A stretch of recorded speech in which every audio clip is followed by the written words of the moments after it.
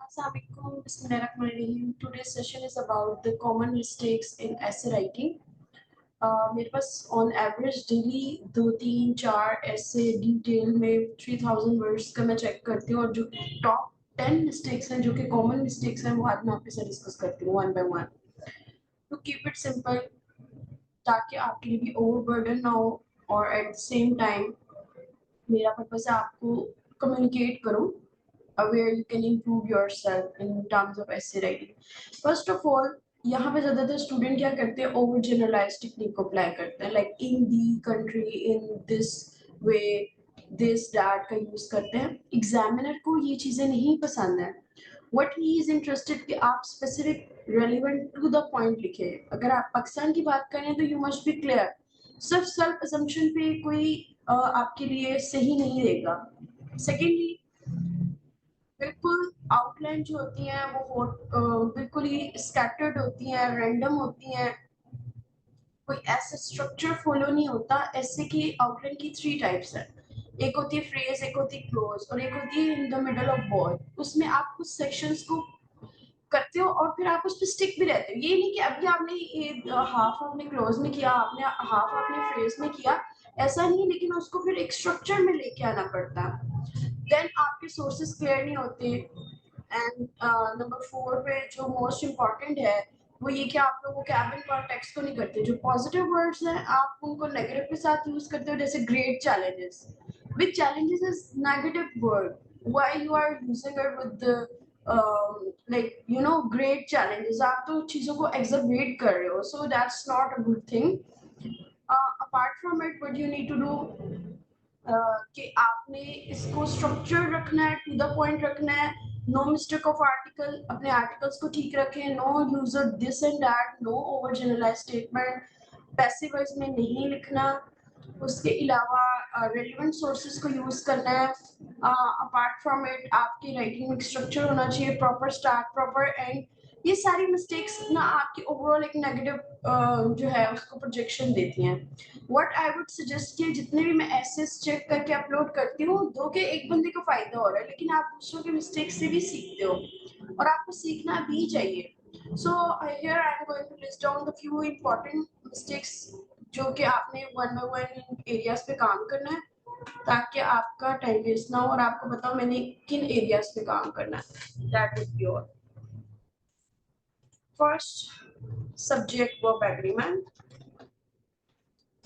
और मुझे आप लोग तभी ऐसे भेजा करें जब यू आर कॉन्फिडेंट ये ना कहा करें ये मेरी एक अच्छी अटेम्प्ट नहीं थी ये बुरी अटेम्प्ट थी एंड ब्ला ब्ला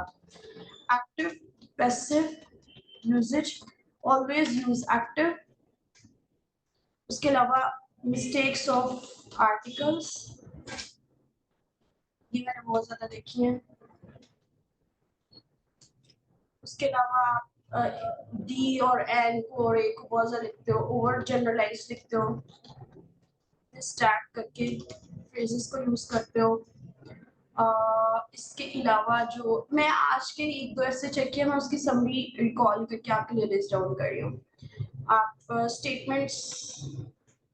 में क्लैरिटी नहीं होती like without any source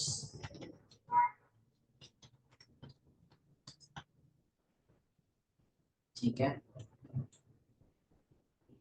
fine and then you people don't cite references okay use of this tag भी हो गया use of you know punctuation का बहुत ज्यादा मसला होता है पंक्चुएशन हो गया नरेशन हो गया पंक्चुएशन नरेशन उसके अलावा सब्जेक्ट वर्ब आर्टिकल्स उसके अलावा सिंगुलर प्लूरल नाउन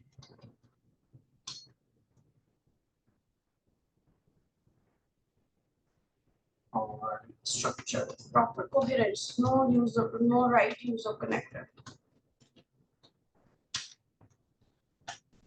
पहले इन एरियाज पे काम कर लीजिएगा and then it would be relatively easy for you. सबसे पहले जो सब्जेक्ट वर्ब एग्रीमेंट है वहाँ पे तो बेशुमार इश्यूज होते हैं, लाइक आप सिंगुलर को प्लूरल के साथ एग्री करने की कोशिश करें तो प्रेजेंट इंडेफिनिट को नहीं देखते, एंड देन आप ये नहीं देखते कि आप दिस इट कहाँ पे है, आप पोजेसिव नाउन को सही यूज नहीं करते। आर्टिकल्स की तो बेशुमार मिस्टेक होती है, कभी आपने पर स्पेसिफिक के साथ दी लगाना होता है जो कि आप नहीं लगाते, एंड फिर पंक्चुएशन की common mistakes like comma semicolon वो नहीं आप देखते। देखिए सारी इसका एक मैंने आपको कॉमन मिस्टेक्स बताई हैं, आपने कॉमन पहले इन 10 पे काम कर ले वन बाय वन करके, उसके बाद आप बाकी एरियाज को देखें। हम लोग क्या करते हैं, हम कहते हैं हम सब कुछ अभी करें, ऐसा नहीं मुमकिन। You need to give yourself some time. आपने एक एक मिस्टेक पे ग्रेजुअली एक एक पे काम करना है, सारा कुछ इकट्ठा करने की कोशिश करेंगे you will be end up in nowhere, like you need to write cabin context as well. अच्छा आप इसके अलावा भी आती हैं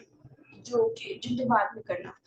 ये तो बिगिनर्स के लिए, ये एडवांस के लिए। वो कैबिन कॉन्टेक्स्ट जिसमें कॉनोटेटिव डेनोटेटिव आ जाता है, उसके अलावा आप इसमें इडियम्स यूज करें, इसके अलावा एक्सप्रेशन में ओवरऑल आप अपनी फ्रेजेस को लेके आए,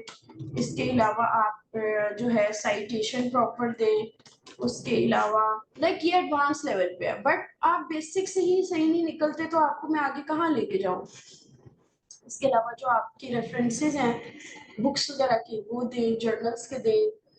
ये गुड ऐसे की होती है, और प्रॉपर इंट्रोडक्शन के रूल्स अप्लाई करें, थीसिस स्टेटमेंट अच्छी लिखें।